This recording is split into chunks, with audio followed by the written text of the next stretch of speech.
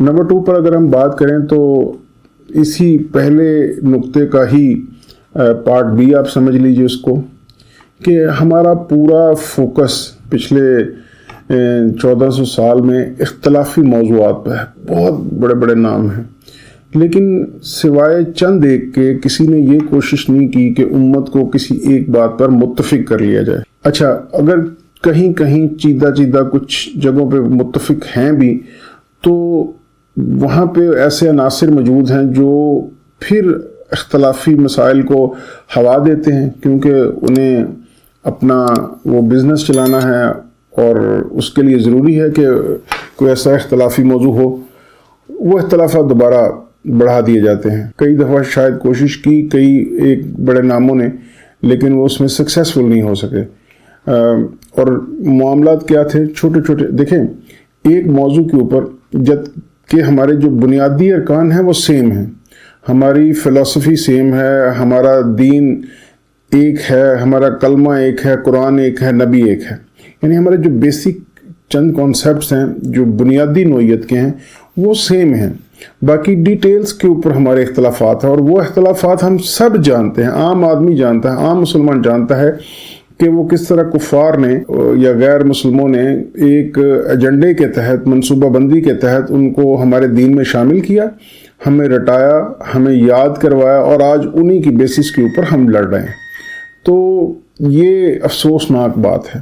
جب ہمارا بنیادی نقطہ ایک ہے، ہماری بنیادی فلسفی ایک ہے، تو اس پہ متفق ہو جاتے ہیں.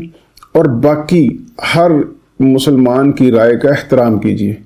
جو کوئی اسلام کے بنیادی اراکین جو ہیں، جو رکن ہیں، ان کے اوپر اگر کوئی غلط نہیں ہے تو باقی کے معاملات کو اس کو اور اس کے رب کے درمیان چھوڑ دیجیے. اس کی رائے کی احترام کیجیے، اپنی رائے ضرور رکھیے، دوسرے کی رائے کا احترام کیجیے.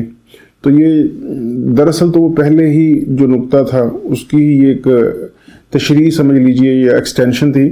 لیکن اختلافی موضوعات کو چھوڑ کر، جیسے ڈاکٹر ذاکر نائک کی بہت پہلے ایک ویڈیو دیکھی، وہ تو دوسرے مذاہب کے لوگوں کو بھی یہ کہتے، میں نے سنا ان کو، کہ آئیے اگر آپ اسلام میں کنورٹ نہیں بھی ہو رہے، آپ کسی بھی مذہب سے تعلق رکھتے ہیں، تو ہم آپ کے مذہب کی اچھی باتیں، اور اگر وہ سیم ہمارے مذہب میں بھی ہیں تو ان پہ اکٹھے ہو جاتے ہیں. جیسے جھوٹ نہیں بولنا چاہیے، سب مذاہب یہی کہیں گے نہیں بولنا چاہیے، تو اس بات پہ متفق ہو جاتے ہیں. آپس میں لڑنا نہیں چاہیے، اس پہ متفق ہو جاتے ہیں.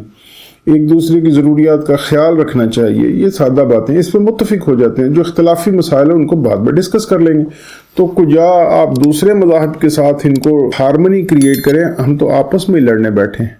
اور اگین معاملات چھوٹے چھوٹے ہیں، ان کے اوپر ڈسکشن ہوتی رہے، ریسرچ ہوتی رہے، بات چیت ہوتی رہے، اس میں بہتری آتی رہے. لیکن جو معاملہ اس کو ماننے کا ہے وہ فرد پر چھوڑ دیا جائے. پوری بحث کے بعد انالیسس کرنے کا موقع دیا جائے عام مسلمان کو. وہ تمام باتیں سن لے، پڑھ لے، سمجھ لے، اور اس کے بعد اس کے جو بہتر لگے اس پہ وہ عمل کرے. اور اس طرح ایک دوسرے کو کافر کافر کہہ کے ہم اپنا مذاق بناتے ہیں.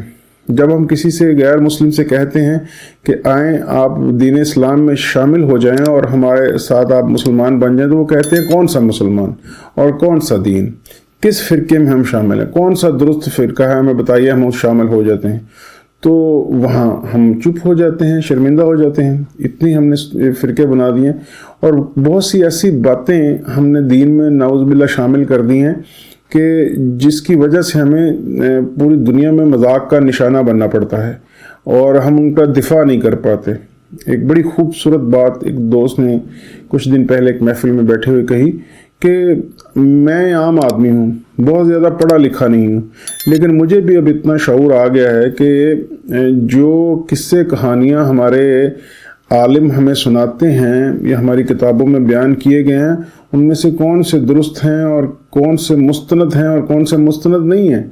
مطلب یہ جو قصے کہانیاں ہم نے شامل کیے ہیں دین میں، ان کو نکال باہر کیجئے، جن کا دین سے، جن کا کوئی حوالہ موجود نہیں ہے، جس کا کوئی ریفرنس ہسٹوریکل موجود نہیں ہے، جس کا حدیث میں پراپر ریفرنس موجود نہیں ہے، جو ضعیف حدیث کے زمرے میں بھی نہیں آتی چیزیں، آپ وہ کیوں بیان کرتے ہیں اپنے پاس سے، کیوں ایڈیشن کرتے ہیں، اور ان کی کیوں ایسی ایکسپلینیشنز کرتے ہیں جو ان کی ایکسپلینیشنز بنتی نہیں ہیں.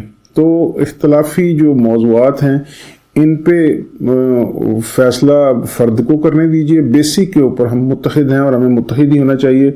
اور کاش ہم یہ کہنا چھوڑ دیں کہ میں سنی ہوں، شیعہ ہوں، وہابی ہوں، اہل حدیث ہوں، بریلوی ہوں وغیرہ وغیرہ. اس کی جگہ پہ کاش ہر مسلمان یہ کہنا شروع کر دے کہ میں مسلمان ہوں. اور ہم ان اختلافات سے باہر آئیں گے تو ہم ترقی کی جانب آگے بڑھیں گے.